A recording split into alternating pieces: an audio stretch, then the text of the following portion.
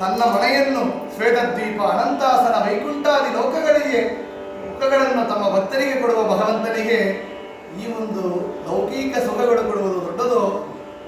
ಆದರೆ ಭಗವಂತನಲ್ಲಿ ನಿನ್ನ ನನಪ್ಪಣ ಸಂತೋಷ ಎನಗಾಗಲಿ ಅಂತ ಬೇಡಿ ಬಂದ ಕುಚೇಲರಿಗೆ ಎಷ್ಟೊಂದು ಸಂಪತ್ತು ಬಂದಿದೆ ನೋಡಿ. ಸಂಖ್ಯೆಯಿಲ್ಲದ ಭಾಗ್ಯವನ್ನು ಲಕ್ಷ್ಮಿ ಕರುಣಿಸಿದ್ದಾಳೆ. ಯಾತಕ್ಕೆ? ವೆಂಕಟರಮಣನ ಪಟ್ಟದ ರಾಣಿ ಅಂತ ಅವಳನ್ನು ಬೇಡಿದಾಗ, ವೆಂಕಟರಮಣನ ಬೇಡಿದಾಗ ಅವಳ ಪಟ್ಟದ ರಾಣಿ ಹಿಂದೆ ತಾನಾಗಿ ಬಂದಿದ್ದಾಳೆ. ಪುರಂದರ ವಿಠಲನನ್ನು ಬೇಡಿದಾಗ ಅವಳು ರಾಣಿ, ಅವರ ಮನೆಯ ರಾಣಿ ತಾನಾಗಿ ಬಂದಿದ್ದಾಳೆ. ಅಂತಹ ಸಂಖ್ಯೆಯಿಲ್ಲದ ಭಾಗ್ಯವನ್ನು ನನಗೆ ಕರುಣಿಸುವಂತ ಪುರಂದರದಾಸರು ಬೇಡಿದಂತೆ ಕುಶೇಲರಿಗೆ ಆ ಮಹಾಲಕ್ಷ್ಮಿ, ಆ ರುಕ್ಮಿಣಿ ದೇವಿಯರು ಸಂಪತ್ತನ್ನಲ್ಲಿ ನೀಡಿದ್ದಾರೆ. ಅಂತ ಲಕ್ಷ್ಮಿಯನ್ನ ನಾವು ಬಾರಮ್ಮ ನಮ್ಮ ಮನೆಗೆ, ಭಕ್ತಿಯನ್ನ ಕೊಡಮ್ಮ.